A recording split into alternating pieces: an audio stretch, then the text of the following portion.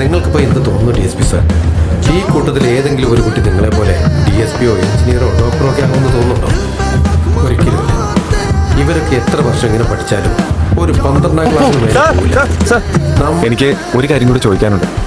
ചോദിക്കാം. എനിക്ക് സാറിനെ പോലെ ആവണമെന്ന് ആഗ്രഹമുണ്ട്. എങ്ങനെയാ സാർ അതിന് സാധിക്കുക? ചീറ്റും ചെയ്യാതിരുന്ന മാത്രം മതി.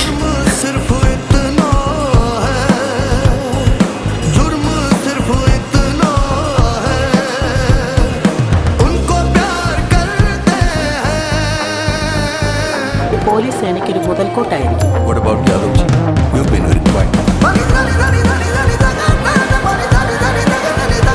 ഈ നാടിൻ്റെ അവസ്ഥ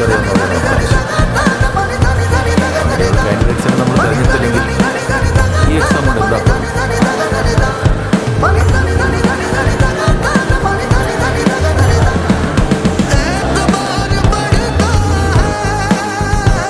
ഇപ്പം നിങ്ങൾ ചോദിക്കുന്നില്ല, അത് ഫൈനല്ല, അത് കൈക്കൂലിയാണ്. ഈ കസേരയിലിരുന്ന് നിങ്ങൾ ചെയ്യുന്നത് അഴിമതിയാണ് സാർ. എന്താണോ താൻ അതിൽ കിടന്നാണോ സംസാരിക്കുന്നത്? അതിന് കടന്നിട്ടില്ല, കടക്കാൻ തുടങ്ങുന്നേ ഉള്ളൂ. ചമ്പലാണ് സാറേ എൻ്റെ നാട്, മനസ്സിലായോ? ഒരു ഐ വിറ്റ്നസിനെ മുന്നിൽ നിർത്തിക്കൊണ്ട് നിങ്ങൾ കൈക്കൂലി ചോദിക്കുവാണ് ഇവിടെ.